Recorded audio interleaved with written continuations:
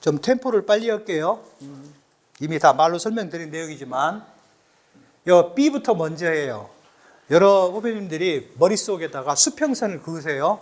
점 3개를 찍으세요. A점, B점, C점, A점의 취득 실가, B점의 평가액, C점의 양도하는 양도 실가. 그럼 관리처분 인가전 양도 차익은 B점의 평가액 빼기 A점의 취득 실가 또는 환산 취득가 빼기 실경비 또는 계산 공제 끝. 관리처분 인가 후 양도 차익, 청산금을 납부할 때예요. C점의 양도 실가 빼기 B점의 평가액 빼기 납부한 청산금 빼기 실제 소요된 경비. 그러면 외우지 않아도 되죠. 이걸 만약에 문장을 이걸 외우려고 해보세요. 못 외워요. 귀찮고 힘들 뿐더러. 그다음에 평가액은 변경됐으면 변경. 이걸 그냥 통상 어떻게 기억하시라? 권리가액으로 생각하시라는 얘기입니다. 예, 그건 조합원 분양계약서에 있어요. 그다음에 여기에 양도가 계산을 할 때 관리처분 인가 후 양도차익의 시점의 양도시가 계산할 때 납부 시기가 아직 도래하지 아니한 납부할 청산금은 양도 대가에서 빼라. 예. 그러니까 안 빼면 안 낼 세금을 내는 경우가 생긴다. 예.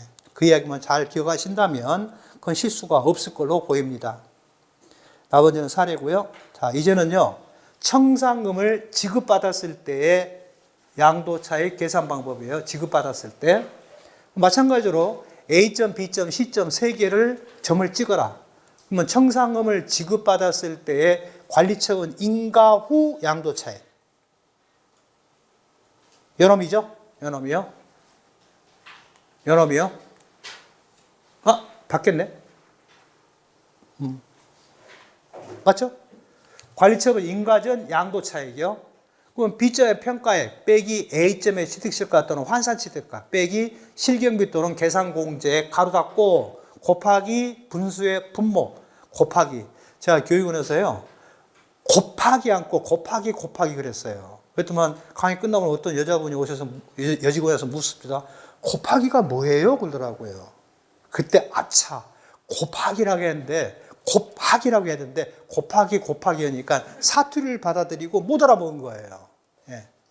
그러니까 어찌됐든 B점의 평가액 빼기 A점의 취득실가 또는 환산취득가 빼기 실제의 소득비 또는 계산공제액 가로 닫고 곱하기 분수의 분모 B점의 평가액 분자 B점의 평가액 마이너스 지급받을 청산금. 왜 안분해야 되니까요. 그죠? 그 다음에 관리처분 인가 후 양도차익 C점의 양도실가 빼기 B점의 평가액 더하기 지급받을 청산금 빼기 실제 소득경비. 왜 더한지는 아시죠? 마이너스의 가로에 마이너스의 가로 닫고니까 가로를 풀면 마이너스가 플러스로 바뀔 거니까요. 예, 그렇게 기억하신다면 큰 어려움이 없을 것으로 보여집니다.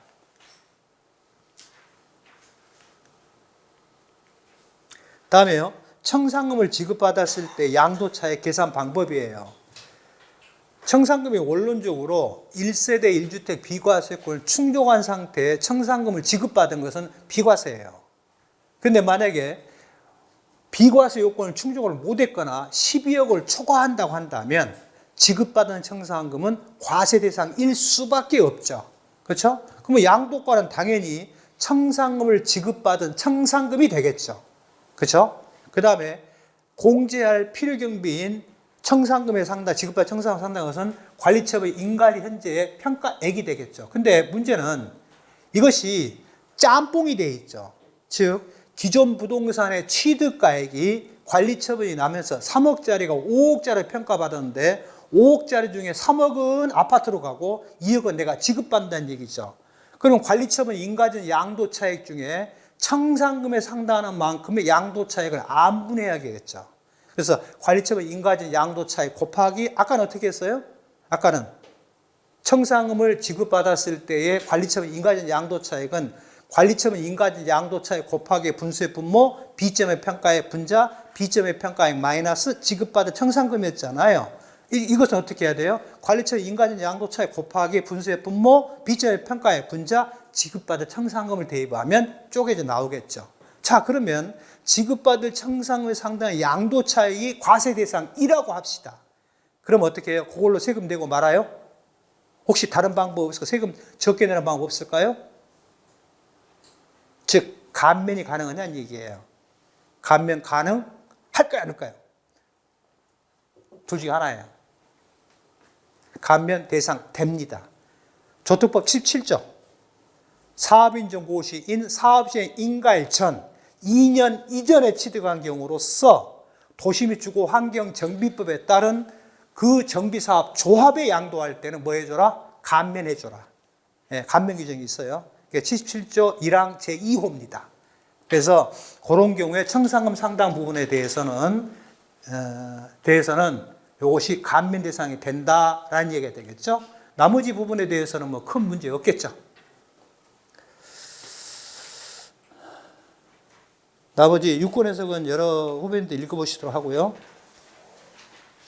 이 내용은요, 요 내용은 세법에는 없습니다.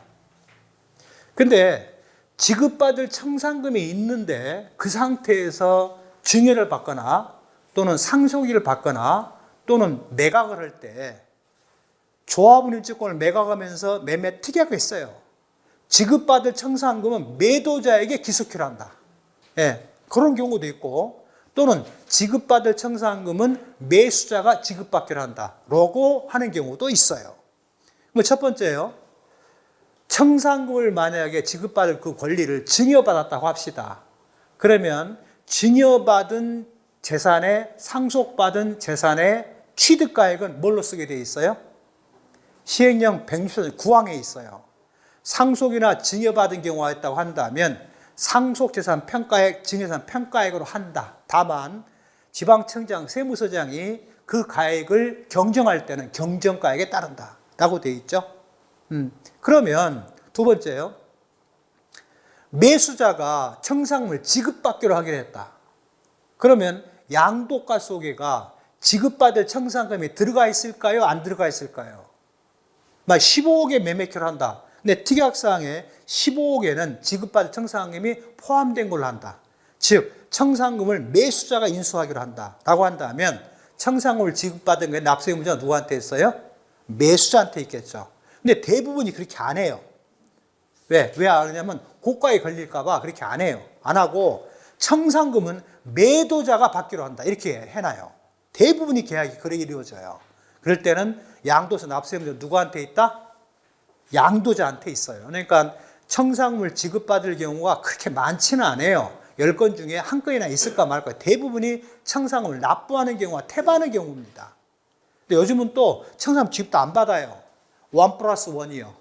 하나는 57평, 23평형, 하나는 34평 두 개를 받아요. 그러니까 내가 조합에 제공하고 출자한 것은 만약에 20억의 평가를 받았어요. 아파트 두 채를 받아요. 하나는 임대를 해야 되는데 만약에 두 개 중에 하나를 팔아요. 그럼 과세일까요? 비과세일까요? 집이 두 채가 돼버렸잖아요. 먼저 판 놈은 무조건 과세예요. 두 번째 판 놈은 비과세 받을 수도 있고 고가면 과세 대상일 수도 있어요. 먼저 판 건 무조건 과세다. 이게 말이 나온 김에 하나 한번 짚고 넘어갑시다. 무슨 이야기를 하면요. 뭐 다 잘 아시는 내용이겠지만 2만원 토지에 2만원 주택이 있어요. 첫 번째 문제예요. 토지를 지분으로 양도합니다. 토지를 이 사람이 3분의 1을 양도했어요. 이게 1세대 1주택 비과세요건을 충족한 주택입니다. 지분으로 토지만 지분이 양도합니다. 과세일까요? 비과세일까요? 과세입니다. 주택의 비과세는 주택이 팔림으로써 딸려가는 토지예요. 요즘은 세법을 바꿔놨죠. 예전에는 주택의 부수토지는 뭐예요? 주택에 딸린 토지 이렇게 표현하죠. 딸린이 부속되어 있다, 부수되어 있다라고 얘기죠. 부속이나 부수나 똑같은 말이에요. 자, 두 번째, 건물만 지분으로 양도합니다. 그럼 과세일까 아닐까요? 주택의 건물만 지분으로 양도해요. 비과세를 충족한 거예요. 이건 시행규칙 71조에 있는 이야기예요. 이건 뭐예요? 이건 비과세예요. 세 번째, 건물과 토지를 지분으로 양도합니다. 과세일까요? 비과세일까요? 주택이 팔림으로써 부수토지가 딸려가고 있잖아요. 그럼 비과세가 가능합니다.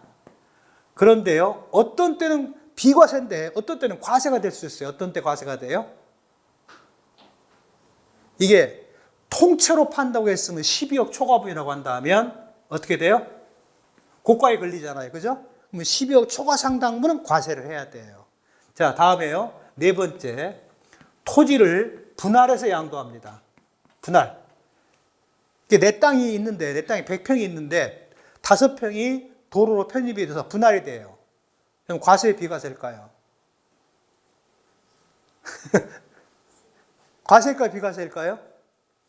비과세예요. 그냥 팔면 죄송합니다. 그건 내가 너무 빨리 갔어요. 너무 앞서 갔어요. 토지만 분할해 팔면 이건 무조건 과세예요. 그죠? 주택이 안 딸려가고 있잖아요. 5번째, 건물을 분할해서 양도합니다. 이게 과세일까요? 비과세일까요? 그러니까 건물이 한 동이 있는데 한 동을 반으로 쪼개가지고 A 번지를 A와 B로 두 개로 만든다는 얘기죠. 그럼 양도를 현재 몇 채가 돼버려? 집이 2채가 됐어요. 근데 먼저 판 놈은 무조건 과세예요. 그죠? 의무의 여지가 없어요. 6번째, 토지와 건물을 분할해서 양도합니다. 그러면요, 무조건 과세예요. 그죠? 집이 2채가 돼버렸으니까. 첫 번째는 주택이 안 가니까 무조건 과세. 두 번째는 2채니까 과세. 세 번째는 2채니까 과세. 근데 비과세한 때가 있어요. 어떤 때 비과세가 돼요? 154 1항 제2호에 있는 거죠. 해당 토지가 사업인정 고시 전에 취득한 주택과 부수토지의 일부 또는 전부가 공익사업용 수용 협의매수가 된다면 뭐 해줘라? 2년 보유, 2년 거주 여부에 무관하게 뭐 해줘라? 비과세를 해줘라. 예. 그 다음에 그 당초 팔고 남은 잔존주택, 잔존 부수토지를 몇 년 내에 팔면 또 비과세 해줘라. 5년 내에 팔면 또 비과세 해줘라.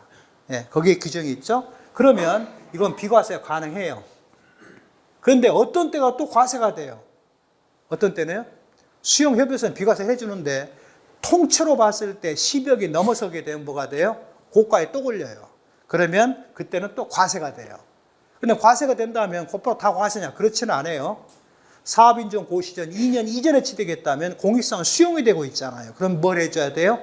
감면을 해줘야 돼요. 그렇기 때문에 그런 것처럼 약간 이야기가 다를 수가 있습니다. 그래서 조합원 입주권에 관련된 청산금을 누구한테 기속돼야 다르다는 얘기죠. 아이고 왜 이래요? 여기 있구나. 수증자가 실제로 지급받을 청산을 수령한 거는 뭐냐면 당연히 직계존비속 배우자 이율과세 대상에 문제가 있을 수 있다. 원론적으로는 돈을 받은 사람의 납세 의무가 있죠. 근데 만약에 증여를 받았어요. 직계존비속 배우자로부터 주택에 관련된 청산금을 받았잖아요. 그러면 조합원 입주권이 이율과세 대상 자산에 들어가 있어요. 옛날에는 안 그랬어요. 토지 또는 건물과 특정 시설 이용권, 그냥 골프 회원권이라 생각해요. 그것만 있다가 나중에 개정을 했어요. 조합원 입주권, 분양권을 포함해서 이율과세 됩니다. 그럼 조합원 입주권이 증여가 됐어요. 그런데 청산금을 지급받게 됐어요. 그러면 그 받은 100이란 것 중에서 20%를 만약에 5년 이내 양도, 24년 1월 1일 이후 증여, 이번에 10년이에요. 그럼 배우자 또는 직계존비속 이율과세 문제가 또 걸리게 되죠. 조심하셔야 된다는 얘기. 그 다음에 양도한 지급받을 청산금 양도한 납세 문제는 원조합원이다. 그렇지 않는다면 만약에 승계조합원이라고 한다면 상황에 따라서 납세가 바뀔 수도 있다라는 얘기입니다. 이런 경우를 만나는 경우는요, 100이면 한 건이나 있을까 말까 합니다. 대부분이 없습니다. 자, 이 사 부분은 원론적으로 이 말을 환산취득가라고 제가 말은 계속 했어요. 그러나 세법 어디에도 이를 환산취득가로 한다라는 규정은 없습니다. 그냥 편의상 그렇게 말할 뿐이에요. 그러면 A점에서 취득 실가를 모르면 어쩔래라는 얘기죠. 왜냐하면 양도가를 실가로 하면 취득가도 실가로 해야 돼요. 근데 실가의 유형은 몇 가지가 있어요? 본래 실가가 있고, 그 다음에 매매사례가, 감정평균가, 환산취득가도 실가의 아류로 인정하도록 97조에 규정하고 있죠. and 또 하나 뭐가 있죠? 등기부 기재가액. 즉 2015년 6월 1일 이후 계약분부터는 등기부 등본에 매매 거래가를 기재한 것을 실가로 본다, 실가로 추정한다. 세법에 뭐라고 써져 있을까요? 실가로 추정한다라고 돼 있어요. 예. 만약에 실가로 한다라고 해버리면 문제가 생기거든. 짜고 치는 고스톱 치면 무슨 일이 벌어져요?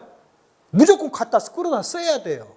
그래서 추정한다. 다만 추정과 의제 규정의 차이점이 뭐예요?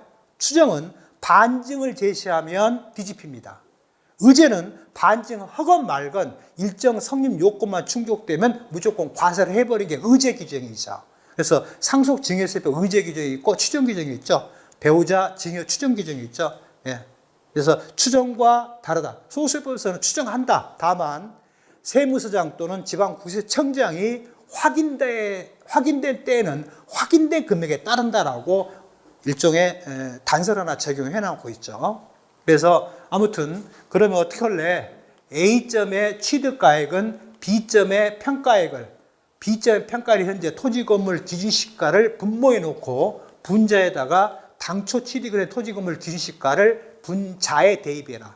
그런데요, 이 분자에 대입할 때 대부분의 경우는 토지와 건물의 취득시가 같아요.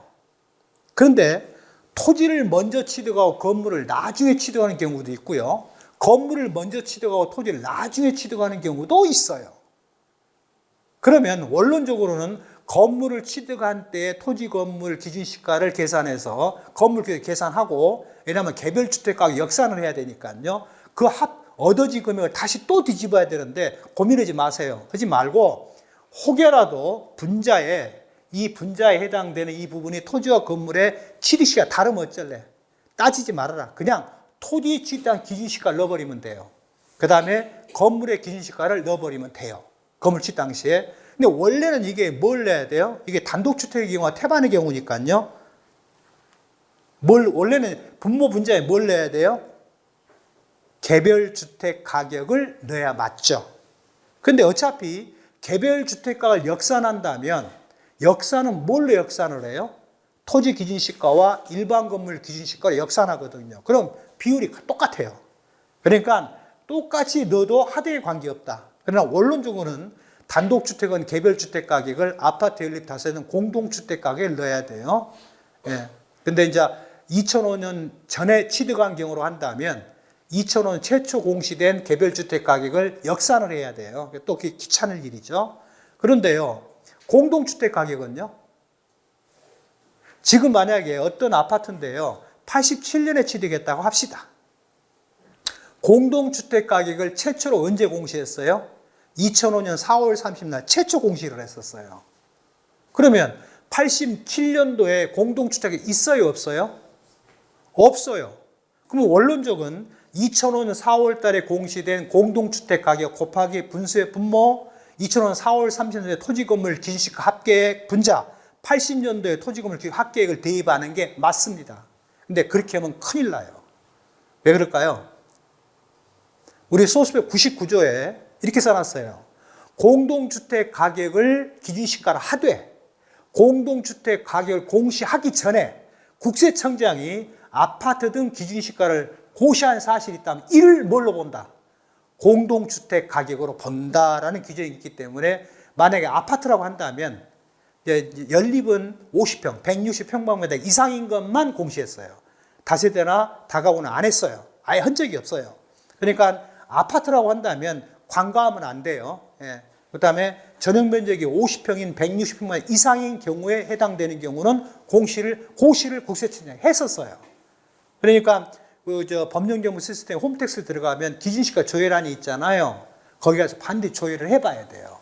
국세청장 아파트 기준시가 있는지 없는지, 있다고 한다면 그것을 분수식에 뭐에 넣어야 돼요? 분자에 넣어야 돼요.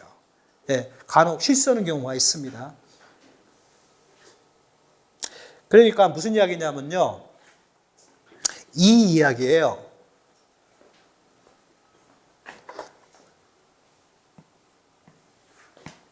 XY 좌표값이라고 합시다. 1차 함수예요. 이것은 시간이라는 X축이고요. 이건 가격이라는 Y축이라고 합시다. 자, 개별 공시지가는 만약에 이렇게 간다고 합시다. 네, 개별 주택 가격은 만약에 이렇게 간다고 합시다. 공동주택 가격은 이렇게 있다가 이렇게 간다고 합시다. 그럼 다 함수는 AX 플러스 곱하기 플러스 B예요. 그런데 이 기울기와 이 기울기와 이 기울기는 y 이퀄 ax 플러스 b라는 이 a 값, 기울기가 다 똑같다고 한다면 이 분수식의 어느 값을 대입해도 값은 같아요. 그죠? 그러나 개별주택가, 공동주택가, 일반 건물 기준시가, 토지 기준시가가 다 기울기가 달라요. 예. 그렇기 때문에 법대로 해야 돼요. 여기서 말은 기준시가라고 한다면, 아파트 연립 다세대는 뭘 써야 된다?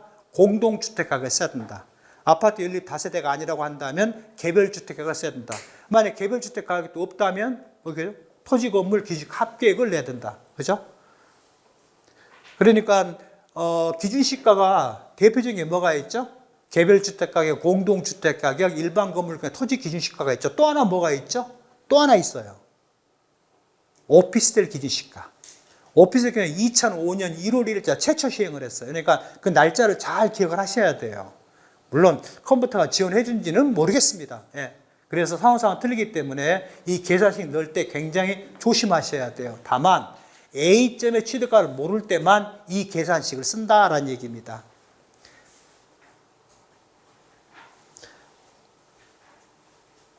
이 부분이죠. 만약에 A, B점의 평가액을 쓰기는 쓰되 만약에 없으면 어쩔래? 니도 모르고 나도 모르면 어쩔래? 그러면 변경된 금액으로 하되 그때 당시 아무도 모른다고 하면 어쩔래? 매매사례가, 감정가를 쓸 수도 있다. 근데 이론상으로 감정가 만약에 86년에 취득했다고 합시다. 옛날에 평가액이 옛날에 한 90년 초반이라고 합시다. 그러면 그때 매매사례가, 감정가 확보할 수 있어요? 못해요. 그러면 현실적으로 결국 뭘 쓰게 돼요? 이론상으로는 있지만 실질에 있어서는 환산취득가를 쓸 수밖에 없어요. 예. 그런 경우가 왕왕 있습니다. 근데 그것도 못 오면요. 도저히 알 수 없는 경우도 있어요. 그러면요. 그냥 일반 분양제, 분양가를 넣으세요. 그러면 A, B 구간의 양도 차익은 커지겠죠. 근데 B, C 구간의 양도 차익은 상대적으로 줄겠죠. 그럼 전체 A, C과 양도 차익은 어때요? A, C 양도 차익은 결과론적으로 어떻게 돼요? 같죠. 그죠? 한쪽은 높아지고 한쪽은 낮아지니까 결국은 마찬가지예요. 아무튼 원칙론은 꼭 알고 계셔야 된다. 원칙을 아예 편법을 쓸 거니까요. 이건 국세청에서 만들어진 업무 지침입니다. 다른 건 다 똑같은데요. 첫 번째, 양도가액은 실질 거래된 금액으로 한다. 그 다음에 혹여라도 해당 부동산에 상속 증여받았다고 한다면 평가액으로 한다. 그 다음에 만약에 최초 고시일 전, 기준시 고시일 전에 취득했다고 한다면 역산을 한다는 얘기예요. 그런데요, 이거 하나 기억하세요. 만약에 해당 자산을 상속 증여받았다고 한다면 원론적으로 A점의 취득가를 뭘 쓰게 돼요? 상속재산 평가액 또는 증여재산 평가액을 쓴다. 그런데 혹여라도 세무서장이, 지방청장이 만에 하나 증여재산 평가액, 상속재산 평가액을 경정을 해버리면 경정가액을 해야 돼요. 그러면 여러분들이 만약에 조사를 한다면 반드시 경정결정 결의서가 있는지를 꼭 조회를 해봐야겠죠. 이게 납세자 입장에서는 몰라요. 세무대리인도 몰라요. 그럼 물어봐야 돼요. 그것도 모르면 어떻게 돼요? 세무서에 조회를 해봐야 돼요. 혹여라도 바뀔 수가 있거든요. 그러면 세금 받아지니까. 그런데요, 이 상속 증여받은 재산 평가액으로 한다. 제가 최근에 전화를 한 번 받은 적이 있어요. 용산에서 전화가 왔는데요. 이분이 상속 증여받은 때가 83년도예요. 근데 전화가 뭐가 왔냐면 차마 제가 이렇게 뭐 어떻게 반항한다? 받는다. 이렇게는 못 하겠습니다. 근데 그 이야기가 뭐냐면 왜 상속 증여받은 재산인데 왜 환산가를 썼습니까? 83년도에 상속한 평가액으로 취득가를 계산해야 될 거 아닙니까? 라고 하더라고요. 참 난감합니다. 왜냐하면 176조의 이 제4항에 써져 있어요. 의제 취득일 이전, 의제 취득일 전에 취득한 가로 열고 상속 증여 포함 가로 닫고 은 경우로 한다면 다음 금액 중에 어떤 걸로 한다? 큰 금액을 취득가로 한다. 1호가 뭐냐면 양도 실가를 취득 실가를 의제 취득일 현재로 매매사례가, 감정평가, 환산취득가를 계산한 금액. 그 다음에 양도실가 곱하기 분수의 분모, 양도 당시 기준시가, 분자 취득한 기준시가를 대면 뭐가 나와요? 환산취득가가 나오죠. 혹시 85년 1월 1일 현재 매매사례가나 감정평가 있을 수도 있잖아요. 실무상으로는 없어요. 못 찾아요. 하지만 이론상으로는 가능하잖아요. 그것을 1호로 하고 2호는 상속증여 당시의 평가액, 83년 평가액 곱하기 분수의 분모, 그 상속증여일이 속하는 달의 생산자 물가지수를 분모해 놓고 분자에다가 84년 12월 말 현재의 생산자 물가지수를 대입해서 어떤 값을 구한다면 그 1호 금액과 2호 금액 중에 무엇을 큰 금액을 의제 취득 현재의 취득가액으로 간주하도록 되어 있어요. 근데 그분이 그걸 몰랐던 거예요.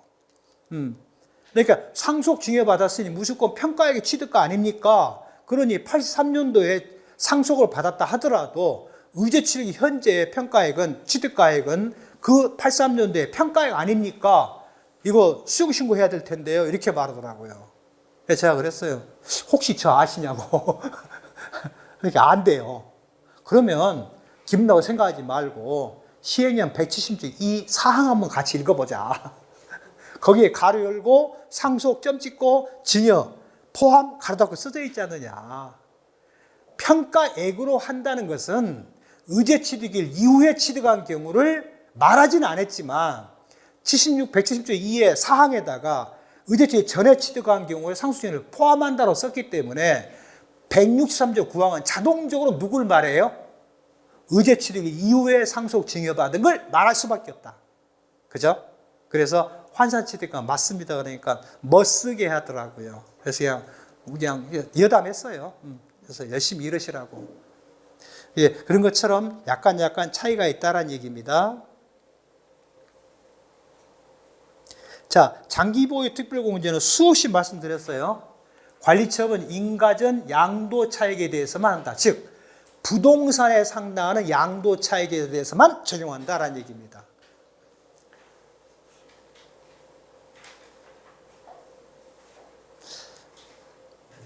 자, 보시죠. 만약의 경우에 해당 주택이 2년 이상 거주를 했고 3년 이상 보유했다고 하고 관리처분 인가일과 철거일 중 빠른 날엔제 비과세권을 충족한 1세대 1주택이다. 근데 양도실가가 12억을 초과했기 때문에 고가에 걸렸다. 장기보유 특별공제는 어쩔래? 라는 얘기예요. 그러면 일반적인 경우는 표 1, 15년 이상 보유 30%, 그 다음에 1세대 1주택이라고 한다면 거주기간 40%, 보유기간 40%, 최대 80%까지 적용이 가능하다는 얘기인데요. 잠깐 하나 이야기하고 갑시다.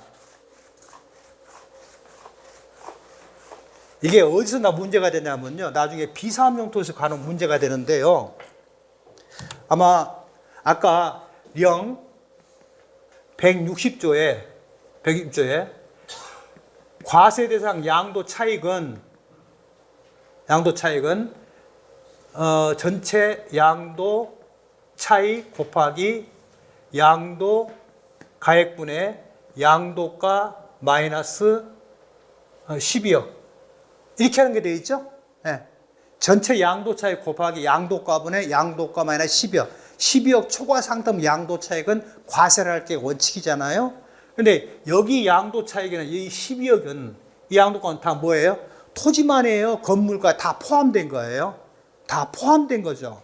근데 만에 하나 토지와 건물의 취득시가 다른다든지 어느 한쪽이 미등기라고 한다면 토지와 건물 양도 차익을 어떻게 해야 돼요? 쪼개야 돼요. 세율의 문제가 있기 때문에요. 내용 조심하셔야 돼요. 그러면 통칙에 있어요. 95-1. 통칙에 95-0-1일 거예요. 여기에 뭐라고 썼냐면 취득시가 다르거나 어느 한쪽이 미등기거나 소유자가 두 사람 이상일 때는 토지와 건물 양도 차익을 각각 쪼개서 계산해라. 그러면 과세 대상 양도 차익은 토지의 양도 차익 마이너스 토지의 양도 차익 곱하기 토지의 양도가액 양도가액분의 12억 곱하기 토지와 건물 양도가액. 양도가액분의 토지의 양도가액을 대입하라는 얘기죠. 복분수죠. 그죠? 복분수로 돼 있어요. 그러면 요거의 전체 토지 양도 차익이잖아요. 전체 토지 양도 차익 중에 토지 양도가분의 토지와 건물 양도가분의 12를 대입한다면 요 부분은 결국 뭐예요? 요 부분은 비과세 대상 양도 차익이잖아요. 근데 이런 법분수를 만든 이유는 뭐예요? 12억의 토지와 건물 합계 금액이거든요. 그러면 토지 상당분에 해당되는 금액은 기준 금액이 얼마냐를 하다 보니까 이렇게 쪼갤 수밖에 없잖아요. 그죠? 근데 제가 아까 처음에 100평의 땅이 있고 10평의 주택이 있었다. 그 중에 2평이 수용이 됐다. 근데 그냥 어떻게 계산했어요? 그냥 100일분에 100일 만에 10일 대입해 버렸잖아요. 그죠? 근데 그것이 맞냐 틀리냐는 얘기예요. 그러면 잠시 중학교 2학년으로 갑시다. 치환합시다. 토지 양도차 X라 합시다. 마이너스 X 곱하기 토지 양도가를 Y라 합시다. Y 그 다음에 12 곱하기 토지 건물 양도가 전체 합계액을 Z라 합시다. Z라 합시다. 토지 양도가는 Y가 되겠죠? 그죠? 치환했으니까요. 그럼 이거 뭐예요? 이것은 Z분의 12Y죠. 그죠? 맞죠? 네. 그 다음에 이것은 1분의 Y죠. 그죠? 자, 그러면 equal x 마이너스 x 곱하기 yz분의 요것이죠. 그죠? 그죠? yz분의 12y예요. 12y. 이건 약분 되겠죠. 그죠? 약분되면 뭐가 돼요? 이것은 x 마이너스 z분의 xz 마이너스 12가 되겠죠. 그죠? 맞죠? 그러면 이건 이코로 z분의 아니야 이거 잘못됐다. 잘못됐다. 12x죠. 12x죠. 저 잘못 풀면 좀 말씀해 주시지. 다 양반들만 계신가 봐요. 이게 맞죠? 예. 네. 그러면 z분의 xz 마이너스 12x죠. 통분하면요. 그죠? 인수분해 합시다. 인수분해면 x 곱하기 z분의 z 마이너스 12죠. 그래요, 안 그래요? 아까 제가 100일분의 100일 마이너스 10을 대입해 버렸잖아요. 그러니까 산식은 힘들어요. 한식은 말을 바꿔봐요. x가 뭐예요? 토지 양도 차익이잖아요. 곱하기 z는 뭐예요? 토지 건물 양도 합계액이잖아요. 그러니까 합계액 마이너스 10이잖아요. 그러면 결국 이 말은 무슨 뜻이에요? 결과적으로 소유자가 다르거나 말거나 취득세가 같거나 말거나 그냥 토지 양도 차익 구해서 12억 초과 상당분만 찾으면 된다. 다시 말해 이건 단순히 뭐에 지나지 않는다? 비율에 지나지 않는다는 얘기입니다. 비율에. 예. 그러면 일이 쉬워집니다. 근데 이렇게 대입해 보려고 엑셀을 갖다 집어넣어야 돼요. 그죠? 그러니까 어려움이 없으시다는 얘기입니다.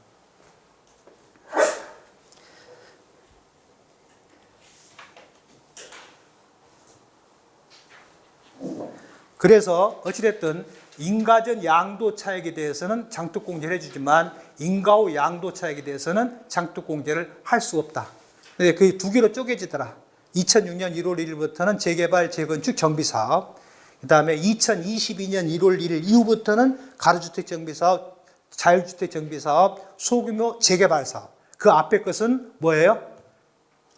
소규모 재건축이란 얘기입니다. 그것만 잘 기억하신다면 네, 당연히 장기보유 특별공제라고 한다면 당연히 기존 부동산은 취득일로부터 가치형계 인가일까지.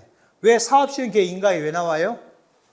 부동산이 권리로 바뀌는 것은 재개발, 재건축, 관리처분계 인가일이지만 재건축, 소규모 재건축, 소규모 재개발, 자율주택, 가로주택은 사업시행계 인가일이 권리로 바뀌는 시점이기 때문에 그날까지 한다는 얘기입니다. 그다음에 세율은요. 세율이 서로 다르면 어쩔래? 그런 경우가 있어요. 예. 토지는 옛날에 취득했는데 건물을 나중에 취득하더니 건물은 옛날에 취득했는데 토지는 나중에 했다. 그러면 조합 입주권의 양도 차익에 대한 세율을 적용할 때는 거의 대부분의 경우가 토지와 건물이 같지만 그냥 한꺼번에 먼저 취득한 때부터 보유연수를 계산하라는 얘기죠. 그래서 만약에 관리처분 인가를 파는데 해당 자산이 토지는 20년 보유했어요. 건물은 만약에 한 3년밖에 보유를 안 했어요. 아니면 죄송합니다. 그냥 1년 반밖에 안 했어요. 그렇다고 한다면 두 개 중에 토지를 먼저 취득했잖아요. 그러니까 2년 이상이면 일반 초과기준 세율이 되겠죠. 2년 미만이면 세율이 60%죠. 1년 미만은 세율이 얼마예요? 70%예요. 그래서 세율이 너무 높고 근데 아마 내년에 세법 개정할 것 같아요. 세율이 바뀔 것 같아요. 너무 세율이 커요. 그러니까 많은 후배님들이 이것만 잘 기억해 주시면 좋을 것 같아요. 어쩔래? 세법에는 없습니다. 이건 국세청장의 업무 지침이에요. 그러니까 국세청장의 업무 지침을 만들면요, 그냥 만들어서 그냥 배포 안 합니다. 감사원의 스크린을 받습니다. 스크린을 받고 오케이 하면 갑니다. 상황에 따라 틀리니까 매우 조심하시고요. 이미 설명드린 것 같고요. 그래서 나머지는 생략하기로 하고요. 한번 예를 한번 들어봅시다.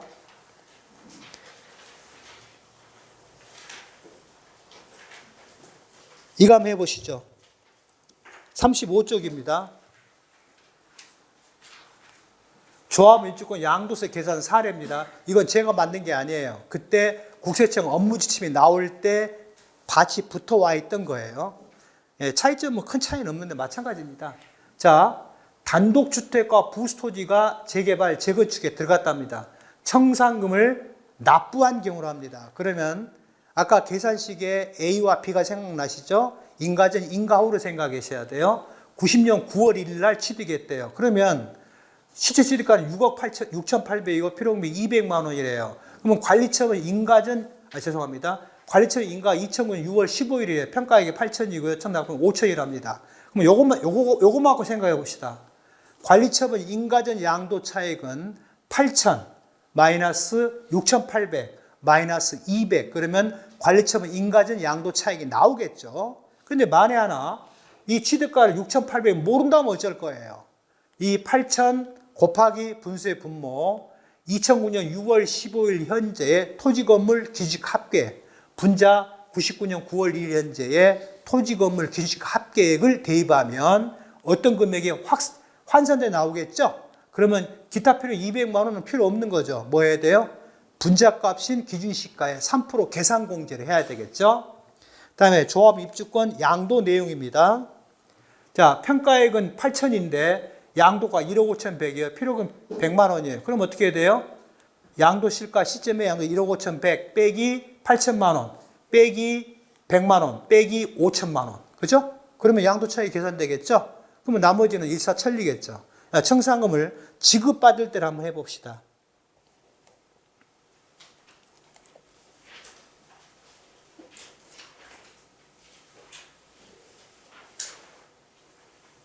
자, 지급받는 경우로 봅시다. 90년 9월 1일 날 7천에 취득했고 필요금 200 들어갔고 취득당 기준시가가 주택은 20만 5천 원씩. 자, 여러분들 일반 건물 기준시가가 이런 말을 처음 들어보신 분, 일반 건물 기준시가라는 말을 처음 들어보신 분, 한번 손 한번 들어봐줘요. 아, 그럼 반대로 물어볼게요. 이미 아시는 분. 옛날에는요, 2000년 12월 말 이전까지는 일반 건물의 기준시가를 뭘 썼어요? 지방세법에 의한 시가표준 조정 지침을 썼었어요. 예. 토지는 뭘 썼을까요? 토지 등급 가액을 썼었어요. 근데 토지 가액은 토지당에 써져 있으니까 등급 말면 되니까 큰 문제는 없는데 이 건물의 시가표준의 조정 지침이 2000년 말까지는 이게 가보였었어요. 가보. 인사용 나잖아요. 인사용 나면은 과장이나 계장이 누굴 하나 불러요. 야, 이번에 한여로 이번에 인사이동 아니지? 예, 그래. 그러면 야, 창고에 있는 시가표준의 조정지침 책을 네 집에 갖다 놔 있어라. 예, 집에 가지고 가요. 안 가져가면요, 전출자가 그걸 들고 가버려요. 거의 없으면 재산환문을 못 하거든요. 예, 건물 기준시가를 계산을 못 하니까. 이런저런 폐단 때문에 그 시가표준액 조정 지침을 국세청에서 폐지시켜버렸어요. 그거 적용 안 해요. 2001년 1월 1일자로 일반 건물 기준시가의 산정 방법을 최초로 고시를 했어요. 예, 그래서 만들어진 거고, 그거 보관해서 바꿉시다라고 제안한 사람은 사무관 승진했어요. 그때는 시험제도에 있었어요. 근데 그 사람 특승했어요. 예. 제안하면 특수능 할 수 있거든요. 예. 그래서 뭐예요? 기존 축은 뭐냐면, 건물 구조가 무엇이든 따지지 말아라. 건물 신축 가격 기준액. 2001년 1월 날 시행된 것은 40만 원이었어요. 1평방미터당. 곱하기 구조지수. 구조가 철근 콘크리트냐, 만약에 뭐 경량 철고조냐, 통나무조냐, 철골조냐, 철근 콘크리트냐, 이런 식으로 구조지수가 있어요. 그 다음에 거기에다가 용도지수요. 해당 건축물이 용도가 뭘로 쓰냐에 따라서 만약에 주택은 90을 적용해라, 아파트는 100을 적용해라, 만약에 상가 건물이다, 근생시설이다, 90을 적용해라. 이게 용도지수요. 그 다음에 위치지수요. 그때 시점에 그 건물이 깔고 있는 땅의 개별 공시가 얼마짜리냐? 1평방미터당 5만 원짜리냐, 10만 원짜리냐, 100만 원짜리나 5천만 원짜리에서 그 지수가 있어요. 그 다음에 거기다가 잔가율을 곱해요. 그래서 얻어진 값을 뭐라고 그래요? 일반 건물 기준 시가라고 해요. 두 번째, 그러면 2001년 1월 1일 전에 치르면 어쩔래? 그러면 2001년도에 일반 건물 기준 시가를 구해서 그 취득 당시 기준시가 산정 기준율을 국세청장이 고시를 했어요. 그러면 X축과 Y축이 있어요. X축은 신축 연도, Y축은 경관 연수에 따라서 X축과 Y축이 만나는 점, 이 금액이, 이 비율이 취득 당시 기준시가 산정 기준율이에요. 그걸 곱해서 얻어진 게 2000년 12월 말 이전에 취득한 일반 건물의 기준시가입니다. 지금은 지방세에서 시가표준을 안 써요. 국세청장 끌어놨어요. 이제는 반대가 됐어요. 그래서 상황 틀려지기 때문에 아무튼 그렇습니다.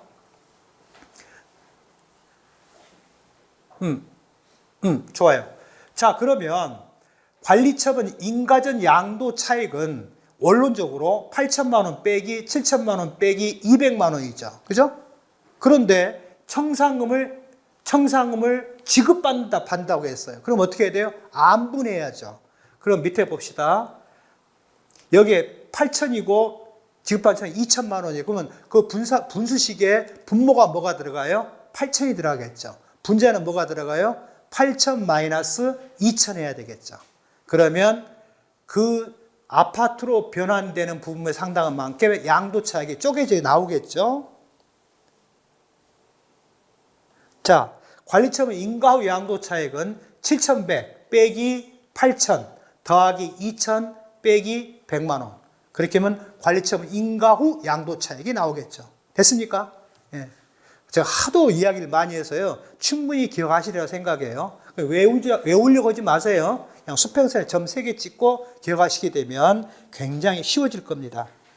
나머지는 생략하도록 하겠게요.